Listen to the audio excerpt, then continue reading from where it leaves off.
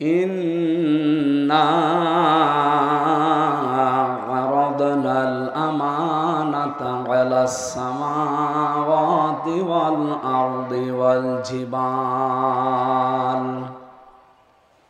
فأبين أن يحملنها وأشفقن منها وحملها الإنسان إنه كان ظلوما جهولا صدقت يا ربنا. عن أبي هريرة رضي الله تعالى عنه قال قال النبي صلى الله عليه وسلم من قرأ القرآن فاستظهره فحل حلاله وحرم حرامه أدخله الله الجنة وشفعه في 10 من أهل بيته كلهم قد وجبت له النار. رواه الترمذي. وما زادهم إلا إيمانا وتسليما. اللهم صل على محمد وآله وصحبه وبارك وسلم. আলহামদুলিল্লাহ, বাংলাদেশের ঐতিহ্যবাহী জেলা কুষ্টিয়া, ঐতিহ্যবাহী প্রতিষ্ঠান মডেল ইনস্টিটিউট কুষ্টিয়া এর হেফজ সমাপনী হাফেজ শিক্ষার্থীদের অভিভাবকদের সংবর্ধনা ও সুধী সমাবেশ। এটা ব্যতিক্রম ধর্মী একটা অনুষ্ঠান। আমরা হাফেজে কোরআনদের মাথায় সম্মানসূচক পাগড়ি পরিয়ে দেই। এটা তাদের বাবা এবং মায়েদের মনে হয়। বাবা মাদের সম্মানার্থে আল্লাহ রাব্বুল আলামিন এই প্রতিষ্ঠানকে এরকম একটা আলাদা অনুষ্ঠান করার সুযোগ এবং তৌফিক দিয়েছেন।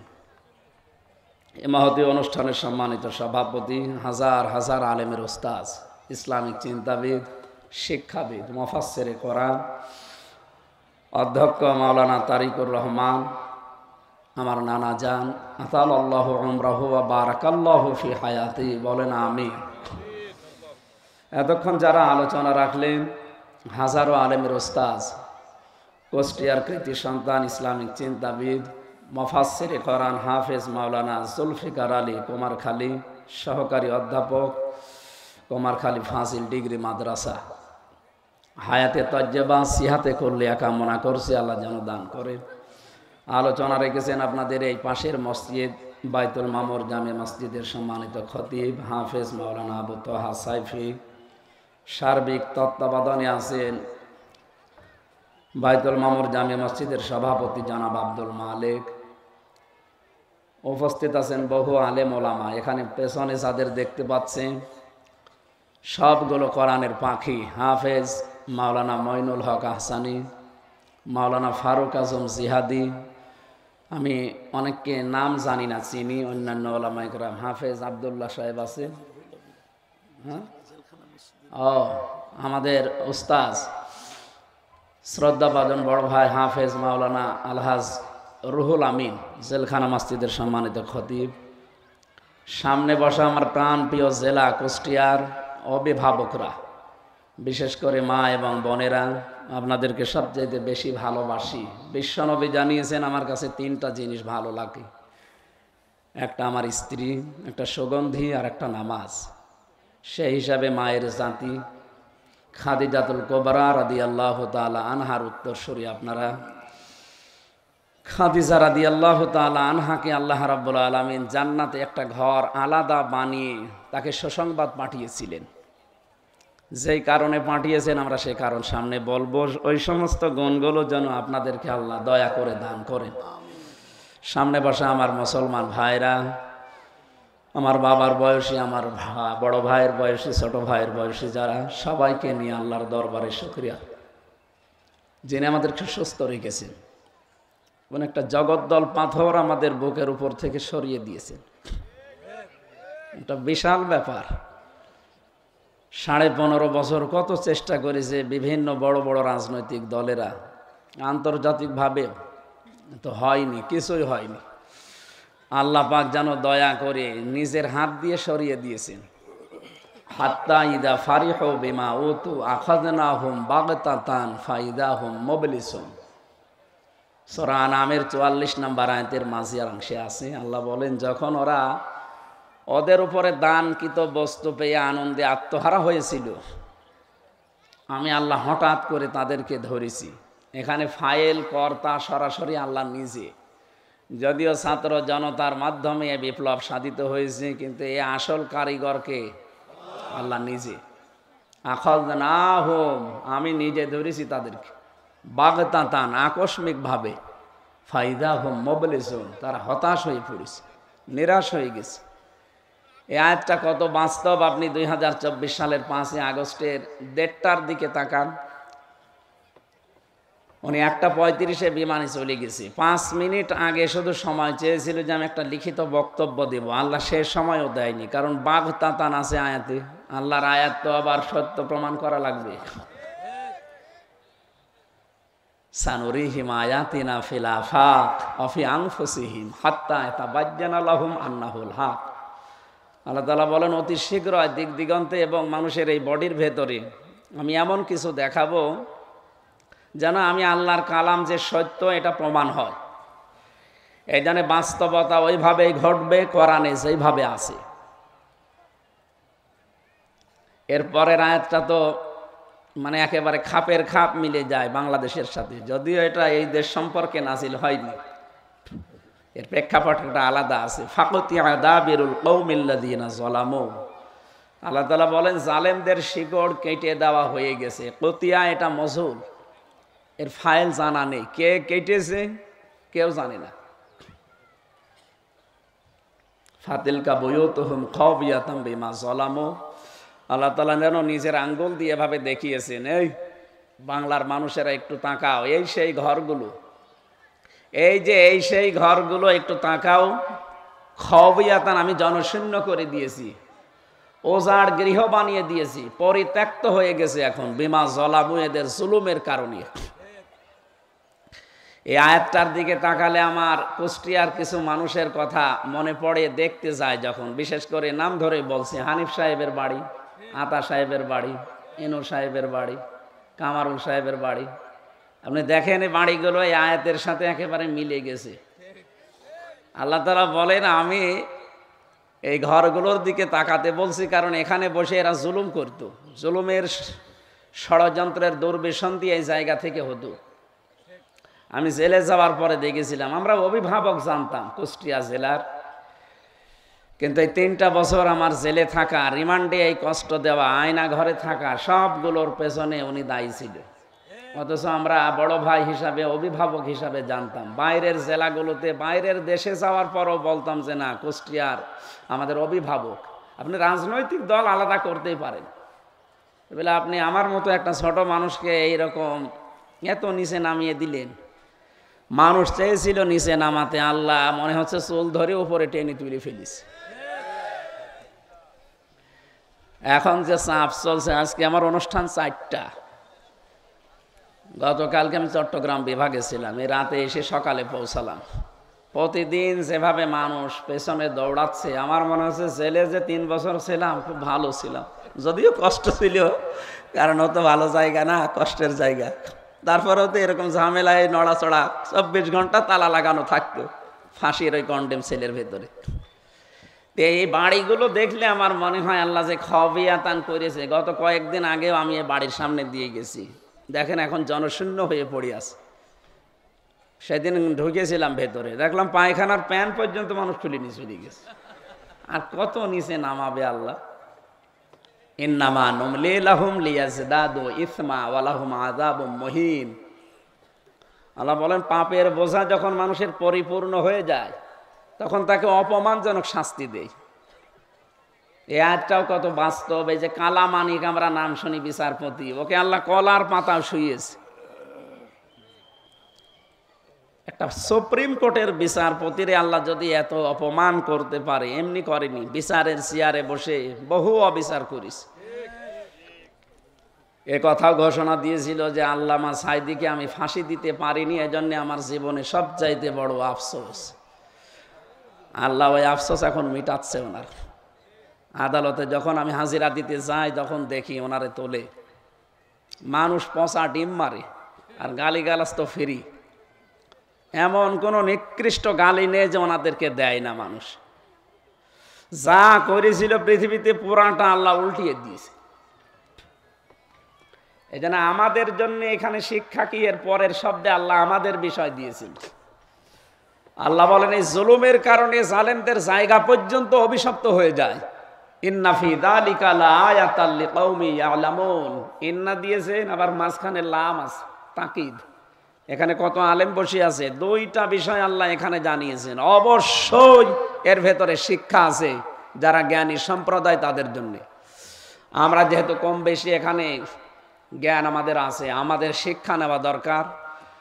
জালেমদের এত বড় শিকড় যদি আল্লাহ কেটে ফেলতে পারে, কিন্তু কেটেছে কে সেটা জানা নেই। আমি রিমান্ডে থাকতে বুঝেছিলাম, বিশেষ করে আমার আয়না ঘরে যখন মিনিটাই ছিলাম, বড়টাই তো আমার নেয়নি, ছোটটাই ছিলাম, আমি দেখেছি ওদের শিকড় কত নিচে। বাইরে যে আমরা চলাফেরা করি সব ওদের নখদর্পণে। মাওলানা জুলফিকার আলী উনি রাজবাড়ি থেকে মাহফিল করে বাড়ি আসে, এটা ওনার সৌভাগ্য। আমি কালকে চট্টগ্রাম থেকে আসলাম, এটা আমার সৌভাগ্য। যদি আগস্টের 5 তারিখের আগে হতো তাহলে। তো এখন যদিও অনেক শান্ত হয়ে গেছে, তারপরও ষড়যন্ত্র থেমে নেই। ষড়যন্ত্র এখনো থেমে নেই, এটা চলছে। এটা মোকাবেলা করার জন্য আমাদের সবচাইতে বড় কাজ এখন ঐক্যবদ্ধ হওয়া। আর আমাদের এই আয়াতের শিক্ষা হচ্ছে, ভবিষ্যতে যারা আসবে, যারা চেয়ারে বসবে, এই মানুষগুলো যেন জালেম হয়ে না যায়, তাহলে তাদের বাড়ি ঘরও আল্লাহ পরিত্যক্ত বানিয়ে দেবে। এই আয়াতের মূল শিক্ষা এটাই ছিল। ১৫০০ বছর আগে নবীজির পিঠকে বাঁকা করে রেখেছিল একটা বোঝা। অবাদনা আনকা হুজরক, আমি কি আপনার পিঠের ওই বোঝা সরিয়ে দেয়নি যেটা বাঁকা করে রেখেছিল আপনার পিঠকে? এটা ছিল ১৫০০ বছর আগে IMA জাহিলিয়াতের পাথরের বোঝা। আর ২০২৪ সালের 5 আগস্টে আমাদের পিঠের ওপর থেকে আল্লাহ আমি জাহিলিয়াতের পাথর নামিয়ে দিয়েছে। শব্দ দুইটা প্রায় কাছাকাছি, একটা আমি আর একটা IMA। কথা বলেন না কেন? কাজও তাদের কাছাকাছি ছিল। আপনি ইতিহাস পড়ে দেখবেন, IMA জাহিলিয়াতের যুগের ওই সমস্ত জামানার ইতিহাস আমি পড়ে দেখেছি। ওদের সাথে এদের একটা বেশি ছিল। ওদের 14টা কর্মসূচি পেয়েছিলাম, আর এদের 15টা। ওদের অতগুলো ছিল, 15 নম্বরে আমি এইটা পাইনি। IMA জাহিলিয়াত যুগে যদি কেউ বাড়ি থেকে বের হতো, তার বাড়ির লোকজন তো অন্তত এই বিশ্বাস ছিল যে আমার বাবা আমার ছেলে আবার ফিরে আসবে। এই বিশ্বাস তাদের ছিল যে না, তারা ফিরে আসবে। কিন্তু আওয়ামী জাহিলিয়াত এমন পর্যায়ে পৌঁছিয়েছে, বাড়ি থেকে কেউ বের হলেও যে ফেরবে সে গ্যারান্টি আর ছিল না। এমিলিয়াস আলী হারিয়ে গেছে। কথা বলেন না? আমরাও তো বাড়ি থেকে নিয়ে গেলাম, তো হারিয়ে গিয়েছিলাম। আমি বারবার জিজ্ঞাসা করছি কোথায় নিয়ে যাবেন। আমি বললাম যে আমার কুষ্টিয়া সদর থানা অথবা ইবি থানা, এখানে নিয়ে যান। বলছে না, আমরা জায়গা মতো নিয়ে যাচ্ছি। তো জায়গা মতো কোথায়? পরবর্তীতে মামলা যখন চলে দেখলাম নাম দিয়েছে আমাকে নাকি চোরহাঁস থেকে তুলে নিয়ে গেছে। পুরা ডাহা মিথ্যা কথা না বলেন? নিয়ে আসলাম আর হালসার বাড়ি থেকে। ওখান থেকে শুরু করে একেবারে জেল থেকে বের হওয়া পর্যন্ত 3টা বছরে যতবার মামলা তুলেছে প্রত্যেকটা ওরা মিথ্যা দিয়ে ধামাচাপা দিয়েছে। ওয়ালা তালবিসুল হাক্কা বিল বাতিল ওয়া তাকতুমুল হাক্কা ওয়া আনতুম তা'লামুন। সত্যকে মিথ্যার সাথে মিশ্রণ করো না। পুরা দেশটাকে সত্যের সাথে মিথ্যাকে মিশ্রণ করে এমন জায়গায় পৌঁছিয়েছিল, সত্য বলতে আর কিছুই ছিল না। এই জন্য 8 সাল থেকে 24 সাল পর্যন্ত যারা নির্বাচনের নামে প্রহসন করে MP হয়েছেন, মন্ত্রী হয়েছেন, উপজেলা চেয়ারম্যান হয়েছেন, মেয়র হয়েছেন, দায়িত্ব যাই পেয়েছেন, আমরা বলবো এটা বৈধ না। আপনি পোস্টারে সাবেক MP, সাবেক মন্ত্রী, সাবেক প্রধানমন্ত্রী লিখতে পারেন না, কারণ আমরা আপনাকে ভোট দেইনি। এইটাই বাস্তব, আমরা আপনাকে ভোট দেইনি। আমার এখন 33 বছর বয়স। 18 বছর থেকে শুরু হলেও 3 বার আমি ভোট দিতে পারি, আমি তো একবারও পারলাম না। ভোটের আগে 154 জন আপনারা ডিক্লিয়ার দিয়ে দিলেন। এরপরে দিনের ভোট রাতে করে ফেললেন। এরপরেও যদি কেউ লেখে সাবেক এমপি সাবেক মন্ত্রী, এটা মিথ্যা কথা দেশের মানুষকে চলতে দিতে পারে? এজন্য আগামীতে তারা যদি কোনো পোস্টারে ব্যানারে লেখে হয়তো এতটুকু লিখতে পারেন সাবেক চোর, না যেটা সত্য কথা সেটা লিখবেন, না সাবেক ডাকাত লিখবেন, না আরো কিছু আছে। এটা যে কত বাস্তব আমি তো নিজে দেখেছি। আমার সাথে থানায় ওই জেলখানায় এক ওসি ছিল, ফাঁসির কন্ডেম ছেলে মাঝে মাঝে আসতো, এসে আমারে বসে, হামজা ভাই আপনি কত অনেক দিন হয়ে গেল, আমি একটা তওবা করেছিলাম, দেখেন তো আমার তওবা কত দূর গেল।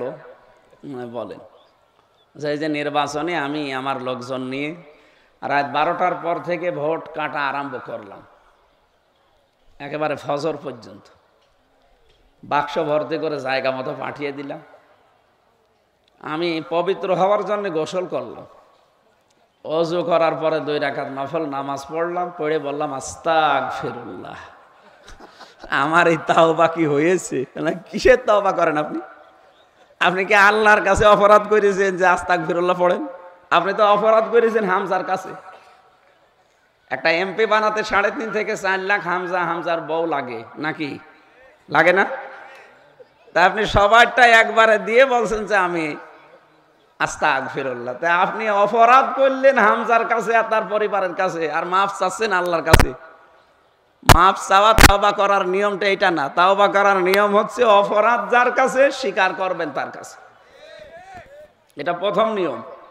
আমরা এদেশে এই নিয়মটা করি না। অপরাধ করি একজনের কাছে আর ক্ষমা চায় আর একজনের কাছে, না আপনার তাওবা হবে না। ইস্তেগফার সব সময় করা যায়, ইস্তেগফার করেন আস্তাগফিরুল্লাহ আস্তাগফিরুল্লাহ, আপনার পেছনের অপরাধ মাফ হবে। কিন্তু কোনো মানুষ যদি তাওবা করে, এই তাওবা করলে ওর জীবনের অপরাধ আল্লাহ আর রাখবে না, পুরাটা পাল্টিয়ে ফাউলাইকা ইউবাদদিলুল্লাহু সাইয়্যাতিহিম হাসানাত, একটা অপরাধ রাখবে না। সাইয়্যাতও বহু বচন, হাসানাতও বহু বচন। আল্লাহ যেন নিজের কুদরতি আঙ্গুল এভাবে দিয়ে জানিয়েছেন, এই যে মডেল ইনস্টিটিউটে যারা বসে আছে নারী পুরুষ, এই মানুষগুলো ফাউলাইকা, এই মানুষগুলো যদি তাওবা করে, এদের তাওবার এই 3টা শর্ত যদি পাওয়া যায়, আমি আল্লাহ বলছি একটা অপরাধও তাদের রাখবো না, সবগুলো মাফ করে দিয়ে নেকি দিয়ে পরিবর্তন করে দেব। সুবহানাল্লাহ। ওই দিন ওনারে বলেছিলাম যে স্যার আপনার তাওবা তো হয়নি, আপনি অপরাধ করেছেন যাদের কাছে, আগে তাদের কাছে স্বীকার করবেন। 2 নম্বরে তারা যদি স্বীকার করার পরে ক্ষতিপূরণ চায়, ওই ক্ষতিপূরণ দেবেন। মাওলানা বসে আছে, বলেন আপনি আস্তাগফিরুল্লাহ পড়লে আল্লাহর কাছে অপরাধ করলে মাপ পাবেন, বান্দার কাছে অপরাধ করলে আগে তার কাছে স্বীকার করে এবং তার যে ক্ষতি করেছেন ওই ক্ষতিপূরণটা দিয়ে আস্তাগফিরুল্লাহ পড়বেন। এই 15.5 বছরে আপনার কারণে অনেক মানুষ এই চেয়ার থেকে এই চেয়ারে উঠতে পারে নাই, এরকম দৃশ্য বাংলাদেশে ছিল না? আপনার কারণে অনেকে ব্যবসা করতে পারে নাই, আপনার কারণে বাড়িতে পর্যন্ত থাকতে পারে নাই 15 বছর। সব যোগ্যতা আছে, তারপরও উপরে চেয়ারে উঠতে পারবে না কেন? পেছনে দলীয় পরিচয় নেই। আমি কি বেশি বললাম? এইটাই ছিল 15.5 বছরে। গুম, খুন, হামলা, মামলা, মিথ্যা সাক্ষী এবং আয়না ঘর পর্যন্ত বানিয়েছিলেন যারা, তারা যদি এখন শুধু আস্তাগফিরুল্লাহ পড়েই মাপ পেতে চান, জীবনও মাফ হবে না। এই জন্য অপরাধ যার কাছে করেছেন তার কাছে যে স্বীকার করবেন আর তার ক্ষতিপূরণ দিয়ে দেবেন। এই যে আমার 3টা বছর লস করলেন, আমার বাবার কাছ থেকে প্রায় 30 লাখের উপরে টাকা খেয়েছেন। সেদিন আমার মামলার আয়ু কল দিয়ে বলছে, হুজুর মাফ করে দিয়ে। কিসের মাফ? আগে টাকা ফেরত দেন, আগে টাকা ফেরত দিয়ে যাবেন, এরপরে মাফ চাবেন। কয়দিন আগে, এই তো আগস্টের খুব বেশি হলেও 8-10 দিন আগে একটা মাহফিল ছিল বগুড়াতে। আমার শেষ, অথচ ওসি সাহেব এসে প্রায় 2 কিলোমিটার আমারে তাড়িয়েছে, এই জমি, এই ধানের জমির ভেতরে পা মা কেটে। ওই সময় গাড়িটা আটক করি, 1,13,000 টাকা নিয়ে ড্রাইভারের কাছে বিভিন্ন জায়গা থেকে কালেকশন করে আমারে ছেড়েছে। আমারে তো ধরতে পারে নাই ড্রাইভাররে। পরবর্তীতে এই যে এই বিপ্লবের পরে উনি বিভাগীয় মামলা হয়েছে ওনার নামে, ওনার এখান থেকে দিয়েছে কক্সবাজার। আমি সেদিন রংপুর থেকে সিরাজগঞ্জের ওই গোল চত্বরে এসে রাত 2টার দিকে চা খেতে বসলাম। কোথা থেকে কোন খবর পেয়েছে জানি না, আগের থেকে মনে হয় কারোর সাথে যোগাযোগ করি, হঠাৎ দেখছি এসে বলছে, হুজুর আসসালামু আলাইকুম। কে আপনি? বলছে আমি ওসি আবুল কালাম আজাদ। আরে ভাই, আপনাকেই তো খুঁজছি, আসেন আসেন। আপনি কি এখানে? আমি মাপ চাইতে এসেছি। কিসের মাপ? বলছে এই যে একটু অন্যায় হয়ে গেছে। মাপ তো করে দেবো, আগে টাকাটা ফেরত দেন। তাহলে আমরা তাওবা করার জন্য শুধু মাপ চাই, তো মাপ চাইলে হবে? আপনি যে ক্ষতি করলেন, ক্ষতিপূরণটা তো দেবেন। এইটা আমরা এইদিকে নেই। পরবর্তীতে 1 লাখ টাকা ফেরত দিয়েছে। আমার মনে হয় পৃথিবীর ইতিহাসে এই প্রথম যে পুলিশ টাকা ফেরত দেয়, যদিও পুলিশ ওখানে বসে আছে। পুলিশ টাকা নেওয়ার পরে যে ফেরত দেয়, আমি এই প্রথম দেখলাম। কিন্তু বাকি টাকাগুলো তো এখনো পাইনি। উনি যদি আবার আমার কাছে মাপ চাই, বলবো আগে ফেরত দিয়ে যাবেন, এরপরে আস্তাগফিরুল্লাহ পড়বেন। তো এই জন্য যে কথা বলছিলাম, যারা এই অবৈধ এমপি, অবৈধ মন্ত্রী হওয়ার পরে এখন পোস্টারে, ব্যানারে লেখেন যে আমি সাবেক এমপি, সাবেক মন্ত্রী, আপনার লজ্জা করে না? আপনি নিজেও জানেন যে আমাকে কেউ ভোট দেয়নি, আমি কারো রায়ে হইনি, আমি নিজের মন মতো হয়েছি। আপনি কোন কারণে এটা লিখবেন? আরো তো আমার মনে হয় এই 15.5 বছরে যত বেতন ভাতা নিয়েছেন সব টাকা ফেরত দেওয়া লাগবে, নয়তো আপনাদের মাফই নেই। যদিও এরকম কড়া কথা বলা ঠিক না, বাশিরওয়ালা সুসংবাদ দেওয়ার কথা। তো সুসংবাদ দেব কি করে? সুসংবাদ দেওয়ার রাস্তা তো বন্ধ করে রেখেছেন। আপনি আবু সাইদের কবরে গিয়েছিলাম কয়েকদিন আগে, তার বাবার যে আহাজারি, তার মায়ের যে কান্না, আপনি ওখানে আস্তাগফিরুল্লাহ পড়ে মাপ পাবেন? আগে তার ছেলে ফেরত দেন। এই জন্য আমার স্টেট কার্ড কথা, সাফ কথা, এই অপরাধ আমরা যার কাছে করব, স্বীকার করব তার কাছে। কত মানুষ হজে যাওয়ার পরে দেখি কাবার ওই যে গিলাপ ধরে অথবা কাবার দেওয়াল ধরে কান্নাকাটি করে। কি হয়েছে? বাংলাদেশে হয়তো কারো টাকা আত্মসাৎ করেছে, টাকা মেরে দিয়েছে, অথবা জমি জায়গা ফাঁকি দিয়েছে, ও কাবা শরীফে এসে কাঁদতেছে। একটা পাগলামি না বলেন তো এটা? এখান থেকে 6500 কিলোমিটার দূরে কাবা শরীফ। আপনি অপরাধ করলেন বাংলাদেশে আর কাঁদছেন কাবা শরীফ এসে, এই একটা কথা হইল? অপরাধ যার কাছে ক্ষমা লাগবে, আল্লাহ এটা আমাদের বোঝার তৌফিক দিন, এবং অনুশোচনা করা লাগবে, অনুতপ্ত হওয়া লাগবে। অনুশোচনা, অনুতপ্ত মন থেকে আসা লাগবে, লোক দেখানোর জন্য না। বাংলাদেশের অধিকাংশ কাজ, ইসলামী মাইন্ডের বলেন, জেনারেল মাইন্ডের সবগুলো কাজ এখন বেশিরভাগ সব লোক দেখানো হয় না। আমাদের এখলাস লাগবে। যার ভেতরে এখলাস যত বেশি হবে, দেখবেন তার কথাবার্তার আর তাসির তত বেশি তৈরি হবে। আমিরে জামাত ডাক্তার শফিকুর রহমান হাফিজাহুল্লাহ, লোকটার সাথে আমি ছিলাম জেলখানায়। লোকটার যে আমল, তার যে এখলাস, আল্লাহর প্রতি যে তাওয়াক্কুল, আমি তো পাশে থেকে দেখেছি। আমরা 8-10 ঘন্টা কথা বললে যা হয়, উনি 1.5 মিনিট কথা বললেই তাই হয়। আপনার কথার ভেতরে তাসির আসবে কখন? আপনার ভেতরে তো সেই জিনিস থাকা লাগবে। এই জন্য সবচাইতে বেশি দরকার আমাদের এখলাস। ওমা উমিরু ইল্লা লিয়াবুদুল্লাহ মুখলিসিনা লাহুদ্দিন, আদেশই করা হয়েছে আমি যেন এখলাসের সাথে ইবাদত বন্দেগী করি। আমাদের ইবাদত বন্দেগী সব লোক দেখানো হয়ে যায়, রিয়া এসে যায়। এই জন্য আমাদের ভেতরে তাসির নেই। আমরা চেষ্টা করব নবী রাসূলদের মতো, সাহাবীদের মতো এখলাস নিয়ে কাজ করা। আমার সবচাইতে বেশি ভয় লাগে ওই হাদিসটা পড়লে আর শুনলে। কিয়ামতে নবীজি সাল্লাল্লাহু আলাইহি ওয়াসাল্লাম জানিয়েছেন, এক ব্যক্তিকে আল্লাহ ডাক দিয়ে বলবে, একজন শহীদকে, কেন শহীদ হয়েছিলে? লোকটা বলবে, শহীদ হয়েছি তোমার দিন বুলন্দ করার জন্য। আল্লাহ বলবেন, না, তোমার মনের খবর আমি জানি। তুমি শহীদ হয়েছিলে এই কারণে যে মানুষ তোমাকে বীর বলবে, মানুষ তোমাকে যোদ্ধা বলবে, মুজাহিদ বলবে, এটা দুনিয়ায় বলা হয়ে গেছে। আমার কাছে তোমার আর কিছু নেই। ফেরেশতাদেরকে বলবে, ধরো, খুযুহু ফাগুল্লুহু সুম্মাল জাহিমা সাল্লু সুম্মা ফি সিলসিলাতিন যারউহা ৭০ যিরাআন ফাসলুকু, একে ধরো, জাহান্নামে নিয়ে যাও, যাওয়ার আগে ৭০ গজ শিকল দিয়ে বাঁধো। কেন এত বড় শিকল লাগবে? কোন কারণে? ১.৫, ২ হাত, ৩ হাত শিকল হলেই তো হয়ে যায়। ৭০ গজের কথা এই জন্য বলা হয়েছে, ওর যেন অপমান বাড়তেই থাকে। যখন কিয়ামতে লক্ষ লক্ষ মানুষের সামনে দিয়ে জাহান্নামে যাবে, ১, ১.৫ হাত, ২ হাত দিলে তো শুধু শরীর বাঁধতে শেষ। 70 গজ শিকল দিয়ে টানতে টানতে নিয়ে যাবে মানুষের সামনে দিয়ে, অথচ ওই মানুষটাকে দুনিয়ায় কত সম্মান দিত মানুষ। বলেন, একজন শহীদ, একজন দানশীল, একজন আলেম, তিনজনের কথা আছে। আমার হাদিসটা পড়লে খুব ভয় হয়, না জানি আমরা আবার ধরা খেয়ে যাব নাকি কিয়ামতের ময়দানে। নানা বলছিলেন যে আলেমদের মর্যাদা অনেক বেশি, কিন্তু কিয়ামতের ময়দানে আলেমদেরকে, আমি হাদিসও পড়েছি, আল্লাহ যদি মাফ করতে চান কোনো আলেমকে সবার সামনে বিচার করবে না, ওকে আলাদাভাবে এক জায়গায় নিয়ে একটা চাদর দিয়ে ঘিরে ফেলবে, নিজে আল্লাহর সামনে দাঁড় করিয়ে বলবে এই এই অপরাধগুলো করেছিলি। ও তো জানে যে আমার সব খবর আল্লাহ জানে। ইন্নাল্লাহা আলিমুম বিযাতিস সুদূর, মনের খবর পর্যন্ত আল্লাহর কাছে আছে, আমি এখন তো ধরা পড়ে গেছি। তখন নিজের থেকে স্বীকার করবে আল্লাহ আমার ভুল হয়ে গেছে।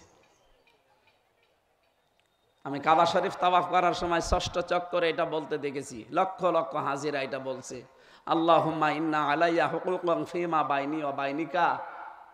হে আল্লাহ, তুমি আমার মালিক, আমি তোমার গোলাম, আমাদের ভেতরে অনেক দেনা পাওনা আছে, আমি গোলাম হিসাবে যা যা পাবো তুমি আমাকে সব দিয়েছো, নেই থেকে শুরু করে আমারে হামজা বানিয়েছো, কিন্তু তুমি আমার মালিক হিসাবে আমি তো কিছুই দিতে পারিনি, গোলাম হিসাবে আমি কিছুই দিতে পারিনি, আমার যা যা দেওয়ার দরকার কিচ্ছু দিতে পারিনি। তুমি একটা বিশাল আমানত আমাকে দিয়েছিলে, আমার সেই তেলাওয়াতকৃত আয়াত সূরা আহজাবের 72 নম্বর আয়াত, এই আমানতটা আমাকে দিয়েছিলে, যেটা পাহাড় নেয়নি, আকাশ নেয়নি, জমিন নেয়নি, অথচ আমাকে দিয়েছিলে। আমি এটা বহন করার যদিও সাধ্য আমার ছিল না, আমি আগ বাড়িয়ে নিয়েছিলাম, এই বিশাল আমানত। জীবন সফল যাকে আল্লাহ এই গোপনে এভাবে মাফ করে দিয়ে বলবে যা জান্নাতে চলে যা। আল্লাহ আমাদের সকলের কপালে যেন এরকম একটা কিছু লিখে রাখে, বলে না আমিন। সম্মানিত উপস্থিতি, সুধী মণ্ডলী, আমরা কোরআনে কারিমের এ বিশাল সুন্দর একটা অনুষ্ঠানে এসেছি, সংবর্ধনা যেহেতু। হাদিস পড়েছিলাম নবীজির, লক্ষ লক্ষ হাদিস থেকে একটা। বিশ্বনবী জানিয়েছেন মান ক্বারাআল কোরআনা, যে ব্যক্তি কোরআন পড়ে, ফাস্তাজাহারাহু, এবং কোরআনকে যারা এজহার করার চেষ্টা করে, এখানে এজহার মানে প্রকাশ করা, এজহার মানে প্রচার করা, এজহার মানে দাঁড় করানো, এজহার মানে বিজয় করা। এজন্য আমরা আমাদের জীবনের লক্ষ্য বানিয়ে নেব এটা, যে কোরআন আমরা এজহার করতে চাই, কোরআনকে আমরা প্রতিষ্ঠিত করতে চাই এবং বিজয়ী হিসাবে দেখতে চাই। যদি আমরা হাদিসের এই বাণীটা মানতে পারি, ফাহাল্লা হালালাহু ওয়া হাররামা হারামাহু, আর হালালকে হালাল, হারামকে হারাম জেনে আমল করতে পারি, এটা জানার জন্য এই মাদ্রাসা দরকার। যদিও এখন শিক্ষা ব্যবস্থা পাল্টাচ্ছে, ধর্মীয় উপদেষ্টার দায়িত্বে যিনি আছেন উনি ঘোষণায় দিচ্ছে বারবার যে 1 থেকে মাস্টার্স পর্যন্ত আমরা কোরআন 100 মার্কের অন্তত কার্যকর দেখতে চাই। হ্যাঁ, সামনে হবে ইনশাল্লাহ। তারপরও যতদিন না হয় আপনারা নির্দ্বিধায় নিশ্চিন্তায়, যেখানে এরকম মাদ্রাসা লেখা থাকবে, নাম যাই থাক, যদি কোরআনের শিক্ষা থাকে সেখানে নির্দ্বিধায় দিয়ে দেবেন। আমি গ্যারান্টি দিতে পারি আপনার সন্তান ছেলে হোক মেয়ে হোক, ও যদি মাদ্রাসা থেকে কোরআন হাদিসের উপরে কিছু জানতে পারে, 2টা বিষয় আপনি নিশ্চিন্তে থাকতে পারবেন, শেষ বয়সে আপনাকে বাড়ি থেকে তাড়িয়ে দেবে না। 2 নম্বরে, জীবনেও কোনোদিন আপনার এই ছেলে আর মেয়ে নেশা করবে না। এই 2টা গ্যারান্টি আমি আপনাকে দিতে পারি, যদি আপনি কোরআনের শিক্ষা তাকে দিতে পারেন। আমার 2টা মেয়ে, আরেকটা হয়েছে কেবল, তো এই 2টাকে আমি এখানে দেব, একটা তো দিয়েছি, আরেকটাও দেব, ছোট তো ওইটা 4-5 বছর, ওটাও এখানে দিয়ে দেব। আমার একটু দূরে বাসা, 6 রাস্তার মোড়ে, তারপরও আমি দিয়ে দেব, কারণ জানি ওনাকে, ওদেরকে অন্য কোনো লাইনে দিলে এদেরকে কন্ট্রোল করার সামনে আমার কঠিন হয়ে দাঁড়াবে।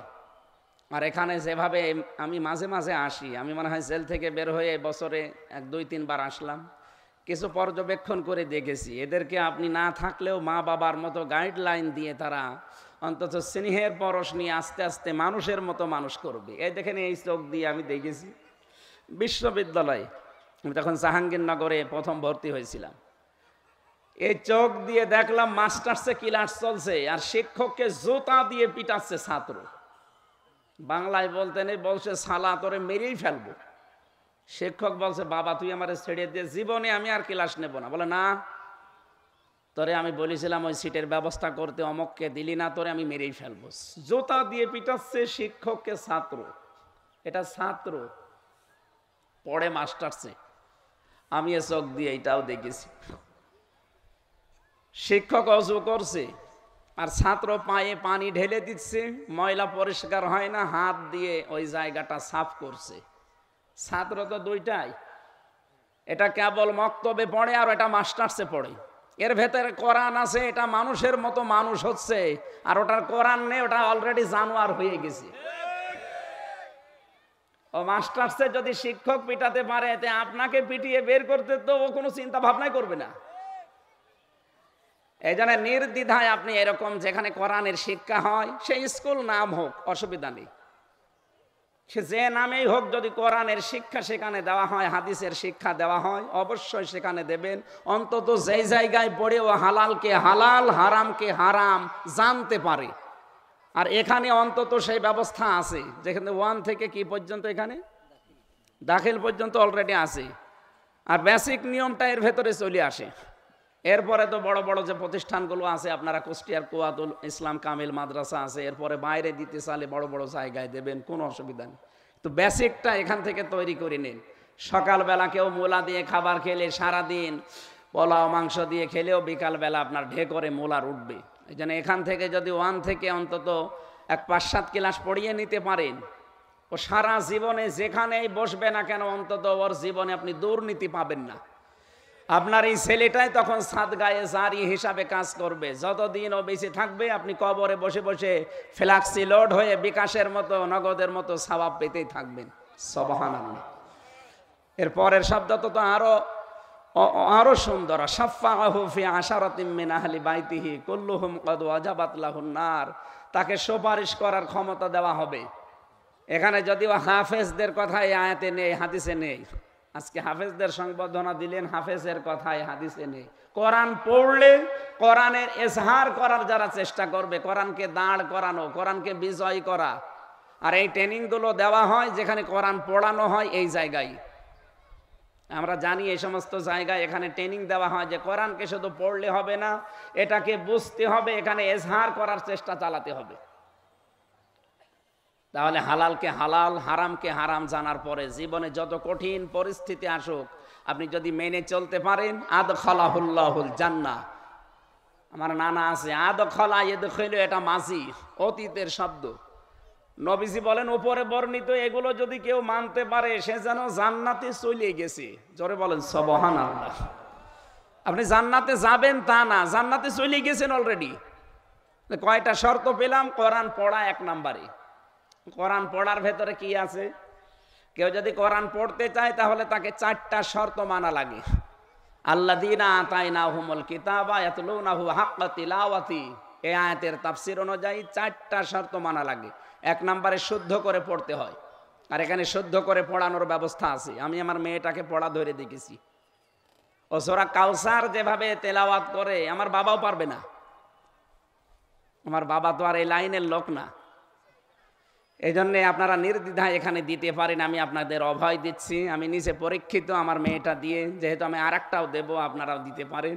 পরবর্তীতে আপনার মেয়েকে আপনি ডাক্তার বানাবেন, ইঞ্জিনিয়ার বানাবেন, যা বানান, কোনো অসুবিধা নেই, কিন্তু বেসিক এটা দেওয়া লাগবে। তাহলে ডাক্তার হওয়ার পরেও দুর্নীতি করবে না। ডাক্তার তো হওয়া লাগবে রাজশাহীর ডাক্তার ফাতেমা সিদ্দিকার মতো, ডাক্তার হওয়া লাগবে ফরিদপুরের ডাক্তার শাহিন জর্দারের মতো, ডাক্তার হওয়া লাগবে ডাক্তার মতিয়ার রহমানের মতো। এরকম ডাক্তারগুলো যদি আমরা উপহার দিতে পারতাম, ইকাতিলুনা ফি সাবিলিল্লাহি ফায়াকতুলুনা ওয়া ইউকতালুন, ওদেরকে হত্যা করো, ওদের আল্লাহর রাস্তায় তোমরা জিহাদ করো, কতল করো, ওদেরকে মারো এবং মরো। ওদেরকে মারা মরা বলতে আমরা মনে করি ওদেরকে জবাই করা লাগবে, বোম মারা লাগবে না। ওরা যে লাইনে আমাদেরকে মারে, আমাদেরকে ওই লাইনে ওদের মারা লাগবে। ওরা ছেলে মেয়েদের কাজ ডাক্তার বানিয়ে পুরা চিকিৎসা বিভাগটা দুর্নীতিগ্রস্ত করে ফেলেছে। আমাদের এখন সবচাইতে বড় জিহাদ হবে আমাদের ছেলে মেয়েকে ডাক্তার বানিয়ে ওই জায়গাটা ডাক্তার শাহিন জর্দার, ফাতেমা সিদ্দিকা, মতিয়ার রহমানের মতো ডাক্তার উপহার দিয়ে ওই জায়গাটা পুরা পরিষ্কার করা। সেই সময় কিন্তু এখন আসতেছে, আপনারা এই দায়িত্ব নেবেন। যেহেতু এটা সামনে আমাদের যে ময়দান চলছে, এটা একটা উত্তপ্ত জিহাদের ময়দান। ইন্নাল্লাহা ইউহিব্বুল্লাযীনা ইউকাতিলুনা ফি সাবিলিহি সাফফান কান্নাহুম বুনিয়ানুম মারসুস। 2টা কাতার আল্লাহর কাছে সবচাইতে বেশি প্রিয়। একটা হচ্ছে এই জিহাদের ময়দানে যারা কাতারবদ্ধ হয়ে চেষ্টা করে, আর আমরা এইভাবেই কাঁধে কাঁধ মিলিয়ে চেষ্টা করব ইনশাআল্লাহ।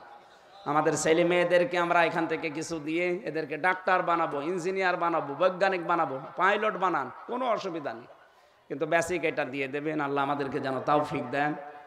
ইন্না আরাদনাল আমানাতা আলাস সামাওয়াতি ওয়াল আরদ, অবশ্যই আমি আল্লাহ এই আমানতকে পেশ করতে চেয়েছিলাম আসমানের উপরে, জমিনের উপরে, পাহাড়ের উপরে। ফাবাইনা ইয়াহমিলনাহা ওয়া আশফাকনা মিনহা, তারা সব অপারগতা স্বীকার করেছে, কেউ এই ভার বহন করতে রাজি না।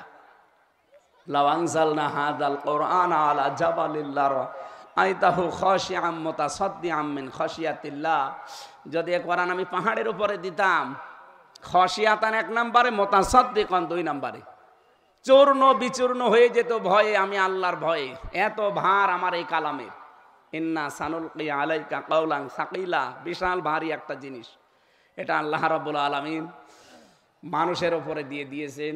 আমরা যেন এর হকটা অন্তত আদায় করার জন্য যে 4টা শর্ত বললাম, 1 নম্বরে শুদ্ধ করে পড়বেন, 2 নম্বর এটা বুঝতে হবে, 3 নম্বরে নিজের প্র্যাকটিক্যাল জীবনে এটা সেট করা লাগবে যে যতটুকু পারি, 4 নম্বরে এটা যেন মানুষ মানতে পারে, সেই ব্যবস্থা তৈরি করার জন্য সব সময় আপনি লেগে থাকবেন, যেটা একামতের দিন বলা হয়।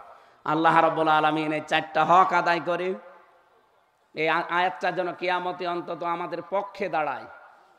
বড় ভাই তরিকুল ইসলাম এবং তারিকুর রহমান, অধ্যক্ষ তারিকুর রহমানরা যারা দায়িত্বে আছেন এখানকার, আল্লাহ রাব্বুল আলামিন এই উদ্দেশ্যে তাদেরকে যেন মাফ করে দেন। কারণ আমরা হাদিস পড়েছি 3টা জায়গায় টাকা পয়সা খরচ করলে ওই টাকা পয়সার হিসাব দেওয়া লাগে না। 1 নম্বরে যারা কোরআনের প্রচারে, কোরআনের শিক্ষায়, কোরআনের প্রতিষ্ঠায় টাকা ব্যয় করে, ওই টাকার হিসাব আল্লাহ নেবে না। 2 নম্বরে যারা পরিবারস্থ লোকদের জন্য টাকা ব্যয় করে, ওই টাকার হিসাব আল্লাহ নেবে না। 3 নম্বরে যারা জিহাদের ময়দানে টাকা ব্যয় করে, ওদের টাকার হিসাব আল্লাহ নেবে না। তো এখানে যেহেতু শিক্ষা হয়, প্রচার হয়, এখানে প্রতিষ্ঠা করারও শিক্ষা দেওয়া হয় কোরআন, আল্লাহ রাব্বুল আলামিন এখানে আমাদেরকে লেগে থাকার তৌফিক যেন দান করেন।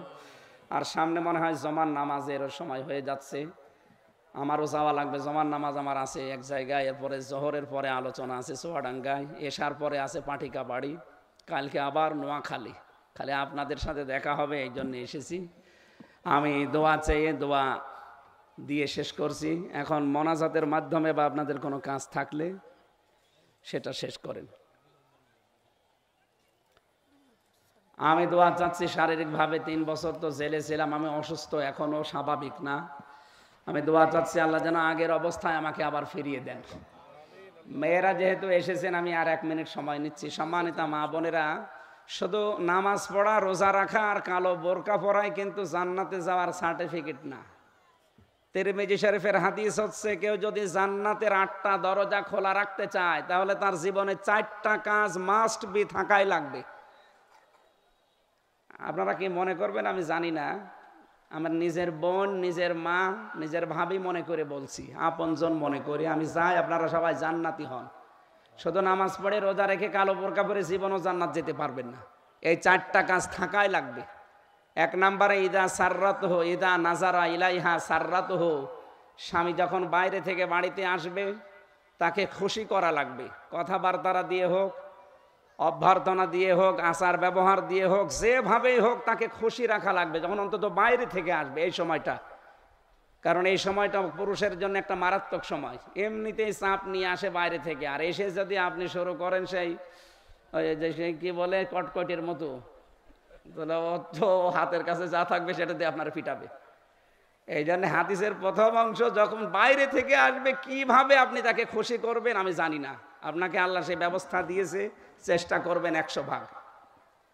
2 নম্বরে ইদা গাবা আনহা হাফিজাতুহু, ও যখন বাইরে যাবে তখন আপনার নিজেকে, আপনার স্বামীর সম্পদকে, স্বামীর সন্তানকে আপনি হেফাজতে রাখবেন।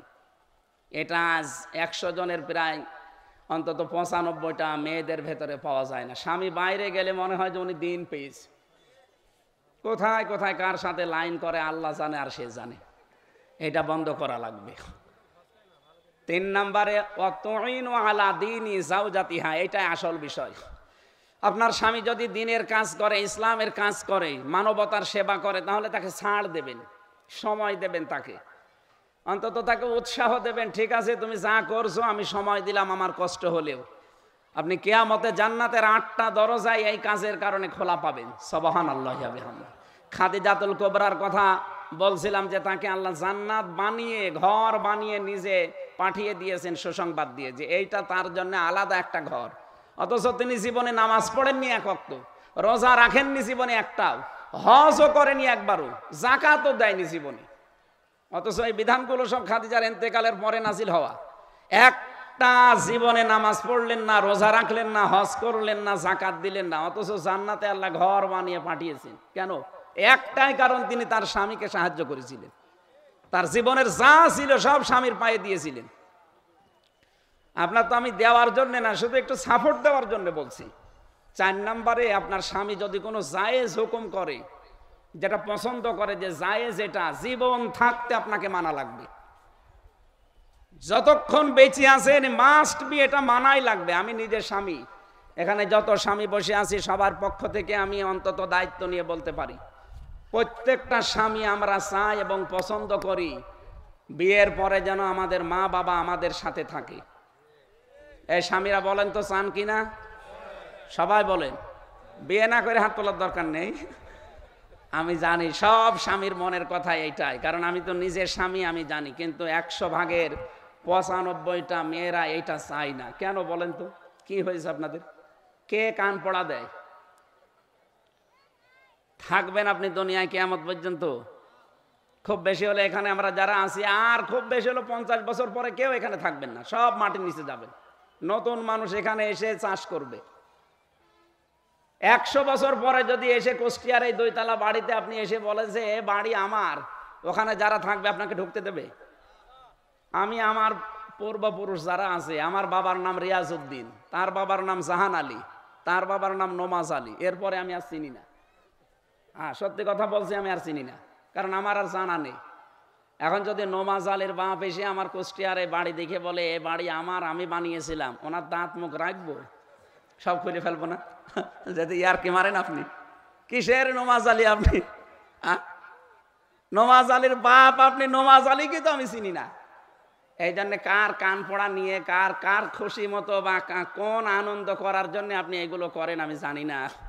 আপনি আশা করছি এই কথাটা মেনে নেবেন। স্বামী যদি জায়েজ যেটা উনি পছন্দ করছে, আপনি পছন্দ করবেন না কেন? আমার সাথে যে জল্লাদ ছিল, এখন ওর 30 বছর জেল। শাহজাহান জল্লাদ মরে যাওয়ার পরেও দায়িত্ব পেয়েছে ইলিয়াস, চট্টগ্রামে বাড়ি, কেন্দ্রীয় কারাগারে আছে, এখন ফাঁসি দেয়। তো এই লোকটা আমার কাছে এসে একদিন কাঁদছিল আর বলছিল ফাঁসির ওই কন্ডেম ছিল, জীবনের কাহিনীটা, কেন জেলে আছে। 17 বছর সৌদি আরবে ছিল, দেশে আসার পরে বিয়ে করেছে, বউর সাথে এই শাশুড়ির মিল নেই। খালি বলে যে ওদের আলাদা করে দেন, ওদেরকে মানে মাইনাস করে দেন, অথবা অন্য জায়গায় পাঠিয়ে দেন, আমি এদের সাথে থাকবো না। এই শুধু কথা বলতে গেলে এইটা বলছে, আমার টাকা একটা মাকে আমার বোনকে দিলে ওর মন পাওয়া যায় না, খালি গ্যাঞ্জাম করে আমার সাথে। একদিন একটু ওই সতর্ক করার জন্য, সংশোধন করার জন্য একটা থাপ্পড় দিয়েছি, এক থাপ্পড়ে ও ছাতা মরে গেছে। মানে একটু জোরে লেগেছিল মনে হয়, মরে গেছে। এখন ওর মা বাবা দিয়েছে মামলা, মার্ডার মামলা। এই যে আমি আজ 30 বছর এখন আমার জেল। বলেন তো আপনাদের এই ছোটখাটো একটা বিষয়ের জন্য কি হইতো? ওর মা বাবা, ওর কি টাকা পয়সা কম ছিল? 17 বছর বেটা বিদেশ কেটে এসেছে, অথচ আপনি ছোট মনের কারণে এটা করতে। আমি জানি মেয়েরা এখন বরদোয়া দেবে, যে বলবো হুজুর যেন আর এখানে জীবনে না আসে। আমার আর আসার দরকার নেই, কিন্তু আমি চাই আপনারা যেন বেঁচে যান। কিয়ামতে ধরা খেয়ে যাবেন। কিন্তু স্বামী যেটা পছন্দ করে যদি জায়েজ হয়, জীবন থাকতে আপনাকে মানা লাগবে। তাহলে এই 4টা কাজে জান্নাতের 8টা দরজা খোলা থাকবে, এক একটা কাজে 2টা করে জান্নাতের দরজা। আল্লাহ আমার এই মাকে, এই বোনকে, এই ভাবিকে, এদেরকে যেন খাদিজাতুল কুবরার মতো বানিয়ে দেন, আমিন।